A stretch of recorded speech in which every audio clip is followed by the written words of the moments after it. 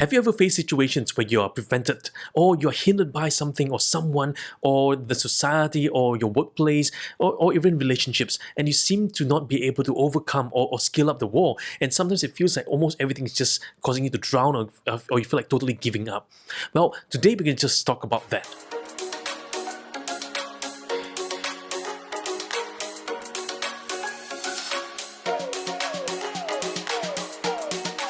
Well, welcome to Coaching Jesus Lives. My name is Jedi and I'm here to share with you a special message for all of us out there listening. Well, if you're new to our channel, do remember to hit the subscribe button and notification bell to stay tuned with all the latest videos where we talk about conversation and helping you to get conversational mastery. Well, we really believe that coaching is conversational mastery, and every single time you coach someone, you really inspire and change their lives. So whether you're a coach, you're a leader, a speaker, this video is for you as well. So this is not just for coaches, but it's for everyone who wants to become a better conversationalist. Well, today the word is stymied.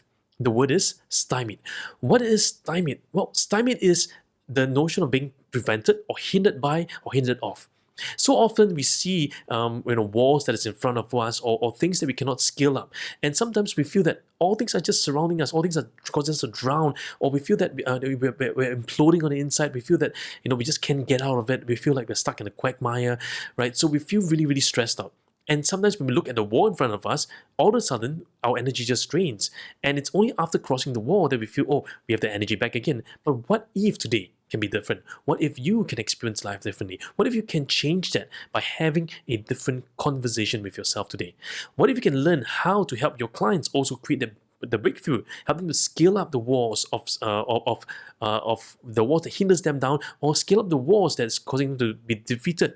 What if that wall that was there was not a wall to defeat them, but a wall to allow them to progress? How do we create that practically? Well, we're going to just share with you just that, right? So if you're, once again, if you're new to our channel, do remember hit the subscribe button and notification bell to stay tuned with all the latest updates as well. Well, one of the things that many coaches come and tell me is this: hey Jedi, how do I help clients to see that the wall is not as strong? Well, a simple answer, you could reframe them. But reframing them sounds simple enough. But what can we really practically do? Well, is to see this. To create an overcoming life, the very first step is this. It's to have an obstacle. To create an overcoming life, it's to have an obstacle. Many people say, I want to have the overcoming life. I want to have that happiness life. I want to have that beautiful life. I want to have the miraculous life. Well, every miracle, everything that's beautiful begins first with something of kind of pain or something kind of tension. Think about this. The beautiful birth of a child comes at a great cost. The pain of the mom, the pain of the mother, but at the moment of the highest pain is the moment where the most beautiful and glorious thing appear in our life. Miracles are like that as well. The more we seek miracles, the more the miracles seem to run away from us. But that which we do not seek, but we enjoy the process, suddenly miracles and blessings all follow after us and chase after us. Right? So where we put our eyes on is going to be very important. How we focus on is going to be very important as well. Are we focusing on the walls in front of us, or are we focusing on something else and allowing us to see the walls totally different? I give you a story. There was a story about about child spies that was sent by a leader, right, to spy out land. So the child spies went there. However, these child spies all saw different things. 10 saw that in the land they were spying on, there were giants, there were big, creatures that were devastating. They were strong, they were muscular, they were terrified. And this is what they say. This 10 that saw, we were afraid of these giants because we were like grasshoppers in their sight. And as they saw, so they were. As they saw, so they were. So they weren't grasshoppers, but because they saw themselves like grasshoppers, they became, in their own eyes, like grasshoppers. Timid, small, afraid of the giant that they faced. They were being stymied, right, by the impact of what they saw. Now remember this, the story had 12 spies. So what happened to the other two? Well, the other two, the names of the other two were Joshua and Caleb. Joshua and Caleb. So these two went with the 10 spies together to spy out the land. They saw the same thing. But these two came back with a different report. These two saw the stymied, but what they saw was something else. They said, hey, we're more than able to overcome the land because, the giants actually made great houses, make huge houses. The giants were able to plow the land, much better, and they were able to produce fruits that were of much better quality than all other places. Right? In fact, this land is for us to conquer. We are more than able to overcome this land. So what the 10 saw, what the 2 saw were totally different. What the 10 saw was they were stymied by the notion that they're not big enough, they cannot overcome. Whereas the other 2, when they saw the fruits of the land. What you see and how you see it's going to be really important today as you explore this. So let me share with you 5 strategies where you can where you can explore how to help an individual to overcome the barriers and help them to lead an overcoming life. Are you ready for this? Okay, so let's take a look at the very first principle. The very first principle is this: how you see is more important than what you see. How you see it's more important than what you see. The 10 that went out there and the 2 that went out there, they saw the same thing. There were the giants, there were the houses, there were the fruits, there were the everything that was there, right? But how they saw was different, because the 10 that saw, they compared themselves with the giants and they saw themselves like grasshoppers in the eyes of the giants. Now, did the giants see them as grasshoppers? No. They saw themselves like grasshoppers in the giant's eyes, and as they saw themselves, so they were. Really interesting. How we see ourselves today will give us the confidence or will deplete the confidence out of us. When we see that war in front of us, when we see that challenge in front of us, do we see that as insurmountable? Or do we see ourselves surmounting those challenges in front of us? The 2, Joshua and Caleb, had different reports. So this is really interesting. In our lives, in our jobs, in our careers, in our workspace, many times majority are not always right. The majority may not always be right, because the majority of people around us, the society will say this: oh, well, you're so young, you should go and study, you should go and work and scale the corporate ladder, take your time and everything. Being an entrepreneur is impossible, you're too young. Being a coach is impossible, coaches are 60 years old. So I remember when I was growing up, people said, hey, you're too young to be a coach. A coach is, in their 60s and 70s, we have years of experience, right? So I always thought that I want to help another person, right? And my only choice was this: should I go for coaching, should I go for counseling, should I go for psychology? But I say, hey, I want something that I can create a conversation with someone, and through that conversation, create a seismic shift in a person. So I thought, hey, well, coaching is the thing. Coaching is conversational mastery, right? And must I be 60 years old to do that? Then I realized it's not, right? Why do people have that perception? It's because they thought that the more years you have, the more experience you get. But the experience, it's actually for a mentor. If you're a mentor to mentee, that works well. But if you're a coach, you want to come in with a blank state of mind, and know nothing state, and allow the person to experience the greatness in the conversation. So how you see is more important than what you see.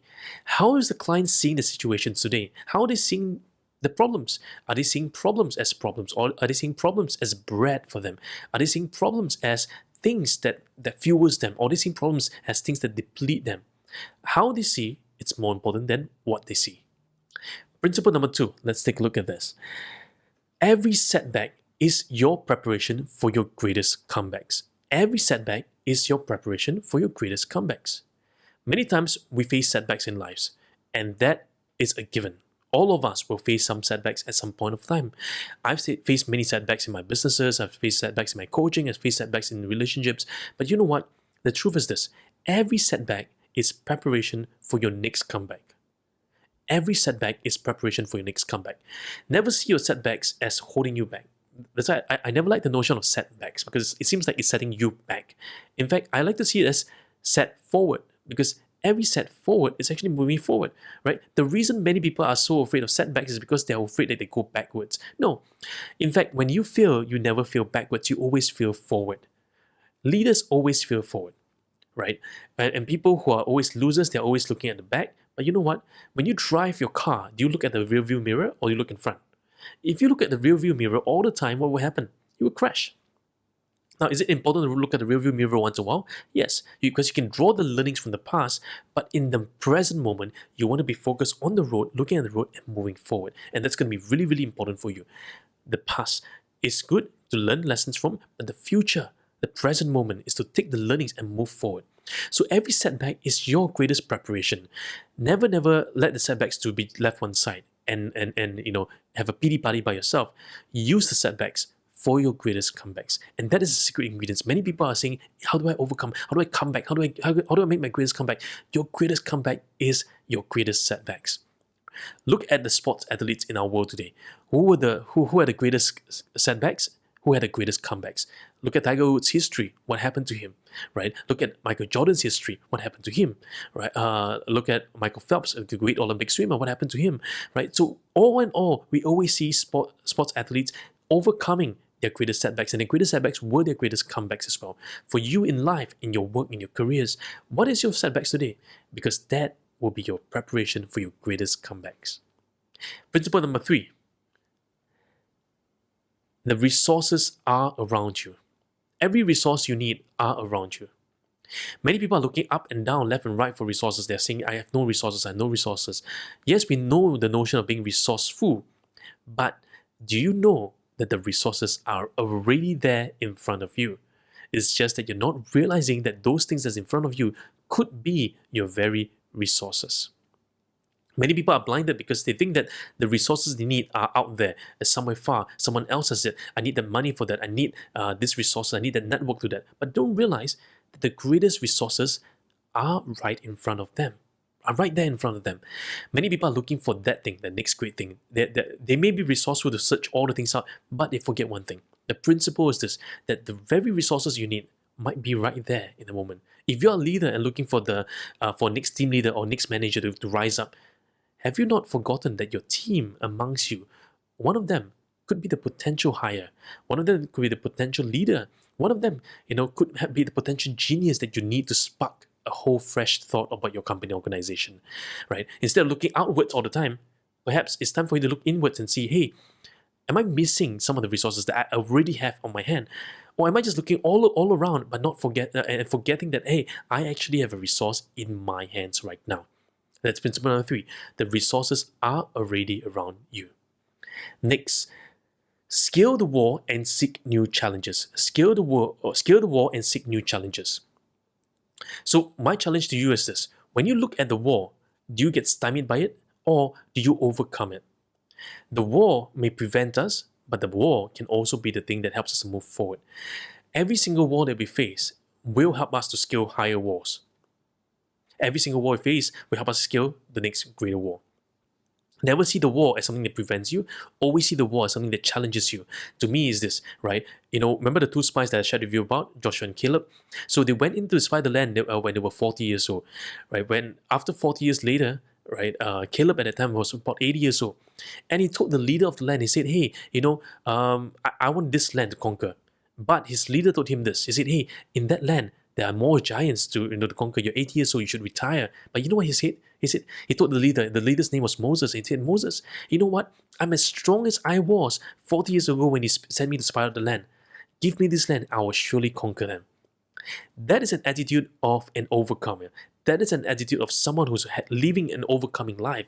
When you live an overcoming life, somehow the vitality, the vivaciousness, the energy, the vitality that you need will all be found there. I've seen people in their 60s, 70s, and 80s while lifting iron, being able to run marathons, being able to do the seemingly impossible things that we thought is not possible. Well, let me tell you, your mind is more powerful than your body, right? And what's really important for you to look at is this: when we see challenges, do we see them as just challenges? Do we see them as something that stifles us? Or do we see them as bread for us today? Principle number 5. You are not alone. You are not alone. In this journey of building an overcoming life, know this: in this world, you're not alone. There will always be someone that you can trust, you can rely on, right? You can count on. And it's really important in the accountability process is to find who you can account to. Well, accounting to the coach, accounting to yourself, accounting to the team. Create a system that can help you to really serve you in all these different areas. Whether it's a coach, a team leader, your followers, your leaders. Find a system that can really help you and serve you. Remember this, you are not alone. When you think that you're alone in this race, know this, that behind you, there are many people cheering you on. There are people, there are voices, of people cheering you on to help you to break through and overcome those limits. Right? And if you're hearing this message as well, I want you to know this: wherever you're listening across the world, you are not alone. And as we are building a lot more videos on a YouTube channel as well, I always tell coaches, say, hey, even if there's just one soul watching the video, I don't need thousands of people watching the video, but even if there's just one, I'm speaking to the one right now listening to this. Perhaps you're watching this video a month from now, a year from now, 10 years from now. I hope this message gets to you because I want you to know this, right? That you are not alone in this race. You are not alone. In this journey, you'll always have people that's around you that can support you, that you can hold accountable to help you through this progress. So there you have it. The 5 principles that help you lead an overcoming life. And this is the process of how to overcome being stymied to finding success and happiness all the way through your journey of life. Now, if you like this episode, if you like what you heard and all the strategies that I shared, leave a thumbs up and share me your comments and share me your thoughts. What has happened for you over this, this sharing of this video, right? If you'd like to see more of these videos, do remember to share with your friends and subscribe to this channel as well. And until next time, this is Jedi here at Coaching Changes Lives.